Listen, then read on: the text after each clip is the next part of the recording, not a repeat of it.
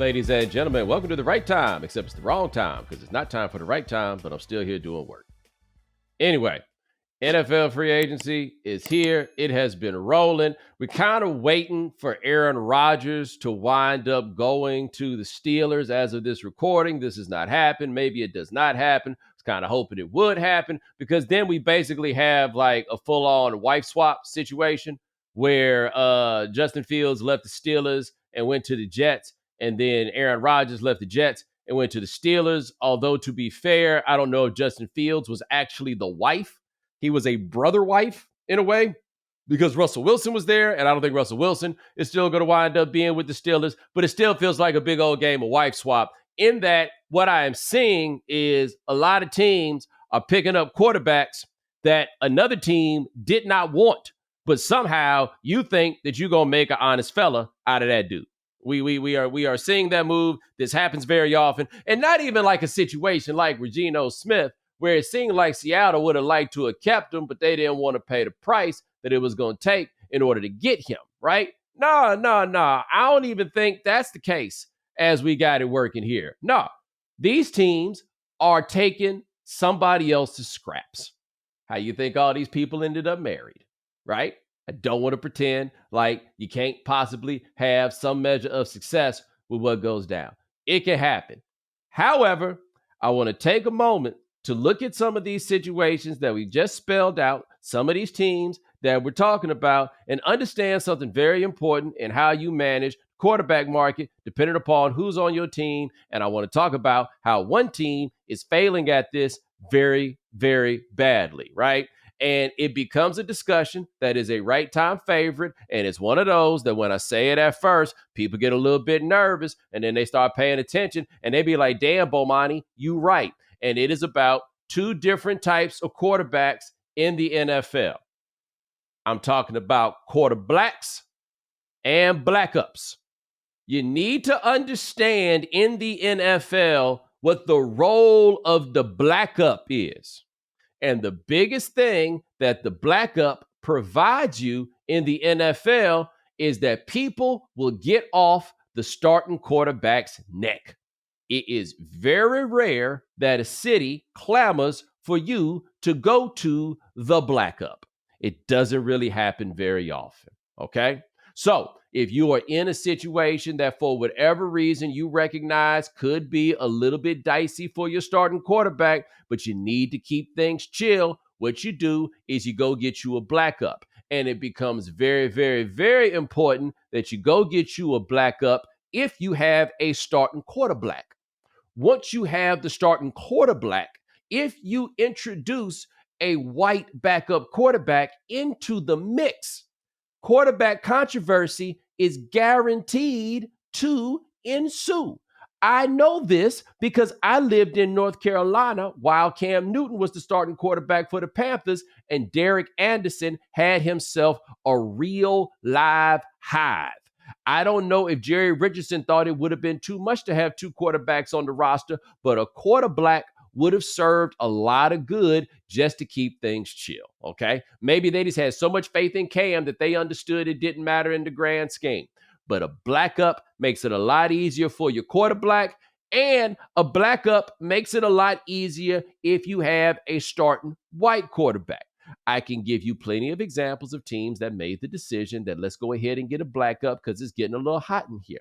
Case in point, after Joe Flacco became the quarterback and the Browns went to the playoffs after Deshaun Watson got hurt, Deshaun Watson came back and they had a whole run of blackups behind him. They had Jameis Winston. They had that dude with all the names. I think it's Dorian Thompson Robinson, something like that. He was there blacking up. You know what I'm saying? Now, look, ain't nothing going to save Deshaun Watson at this point. Don't get me wrong, but that was the right strategy at the time. It calms down people asking for something different, okay? That is what you do. Well, let's look at what's going on here in Indianapolis. They drafted Anthony Richardson, who had all of 10 starts in college and who is quite possibly the most physically talented quarterback that has ever walked the face of the earth. That is not the same thing as the best quarterback because clearly he has trouble every now and then with hitting the broadside of a barn. I would like to make the note that missing the broadside of the barn was on the scouting report coming out of college. you knew it was going to take you a while before he was going to start consistently hitting the broadside of said barn. This was something that the Buffalo Bills seemed to recognize about Josh Allen. And the first year, a little dicey. Second year, good numbers. Overall offense, not great. Still dicey. Third year, started to come together. But there was no doubt they were all in on Josh Allen the whole way. When you decide you're going to get the super raw, super physically talented dude, you need to be all in until you're not all in. Even with all the stuff that happened last year with Richardson, most notably him tapping out of that game because somehow he didn't realize that you wasn't allowed to do that as the quarterback, you needed to say that you were all in, okay?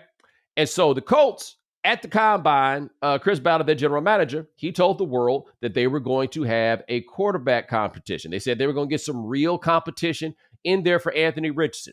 Probably a good idea because everything coming out of that place implies that he did not understand the stakes and the gravity of the situation of being a starting NFL quarterback, okay? And if he didn't get that, then yeah, you needed to make sure that he came in there to compete, but you didn't need a competition. That's no.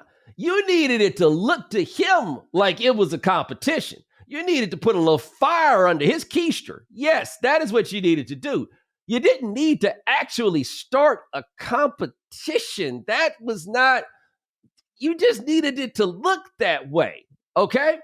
But apparently the Colts, I don't know if they want a real live quarterback competition. Maybe they do, maybe they don't.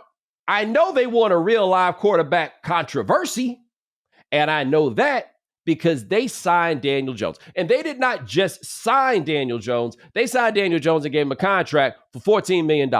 Now, it is fair to make the argument that if Anthony Richardson cannot win a competition against Daniel Jones, then he should not be a starting NFL quarterback. That is perfectly fair, and I think that that is legitimate. I'm just saying, ordinarily, under these circumstances, if a team has not given up on a quarterback, they do everything possible to make sure that that quarterback is the starter. The Colts gave up on Anthony Richardson, and I know this because if they hadn't given up on him, they'd have gone out there and got themselves a quarterback to black up Anthony Richardson. They didn't do that. They went and got Daniel Jones, and they gave him the kind of money that you don't really give somebody to be a backup quarterback. No, they did not do that. At the very least, they guaranteed they're going to have them a whole city that is calling for the backup quarterback, right? And all I'm saying here is, if you want to give up on your starting quarterback, it's your option, okay? I got to operate on this very similarly to the way that I look at the trade that the Mavericks made with Luka Doncic. The people who know that guy the best and who are around him more than anybody else made the decision to bail. So if the people who are in charge in Indianapolis, I have to presume that they know Anthony Richardson better than anybody else. And if they decide to bail, then they decide to bail. I'm just saying, think about the logic of what we're discussing here. And by the way, the overall politics of a situation. This will explain a lot to you guys, right? Once again, we are in a world where Sam Darnold in year 8 finally got to stick around long enough to get his money, okay? It is one thing to give up on your quarterback. It is another thing to give up on your quarterback, but still think there's a chance for Daniel Jones. You understand what I'm saying? And yeah, Daniel Jones has a much better statistical profile than Anthony Richardson. Of note, Anthony Richardson in 2024 led the league in yards per completion. He is that guy that he does the big things really well. Like the high end of his film looks incredible. It's the everyday rigmarole where that broad side of the barn thing tends to come up. But if that barn is 15 miles away, he'll hit that thing right on the mark. Don't know how, right? I don't understand it. But even more than that, I do not understand giving up to hope for Daniel Jones. Don't get it, can't get it, will not understand it, cannot understand it. No way. And you know, a big part of how I cannot understand it, or a big part of where I'm coming from, you know who would have given Anthony Richardson in what you term real competition that isn't necessarily any worse than Daniel Jones? You know who would have done that, but also allowed you to keep giving Anthony Richardson the reps he needs. Because that's the other thing. You bring in competition, you cutting down reps on a guy who needs reps. You know who was right there for you? Jameis Winston. Jameis Winston was right there. Wasn't nobody going to be calling for his black ass to be the starter. No. He'd have been there. He'd have been telling jokes. It'd have been vibes. And if he did wind up getting in the game, he'd have thrown the ball to the other team and then let you go right back to working on this experiment that you decided to embark on when you took the guy who only had 10 starts and couldn't hit the broadside of a barn in college. You did that. But somehow y'all don't know that you needed a black up to get you through this situation. Because y'all ain't want a black up to get you through this situation. Because you quit on your quarterback, and I think you quit on your quarterback just a little bit too early. Now, I would also like to take the time, as we are discussing this, talk about some other teams that might be able to keep in mind what we got going here. The Jets just signed Justin Fields to be their quarterback. I don't know if you guys plan to keep Tyrod Taylor, but you should. It's a good time for you to have a quarterback. By the way, when the Giants were still holding out hope for Daniel Jones, you know who the backup was? Tyrod Taylor. They kept a quarterback in there. That's right. And then he got hurt, and then little Tommy DeVito became their person. But they had a quarterback that was there, right there for the situation. When the Steelers decided to go with Justin Fields and Russell Wilson, they were just saying, hey, man, that'll buy us time on both of them. They were the quarterback and black up to each other, right?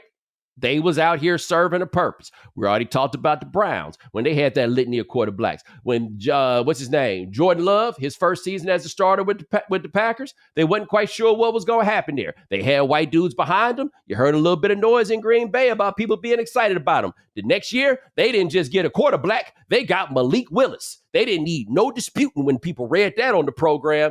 Even though Jordan Love was throwing the ball to the other team all the time, you ain't hear nothing about going to the black up, even though the black up came in there and won some games. Nope.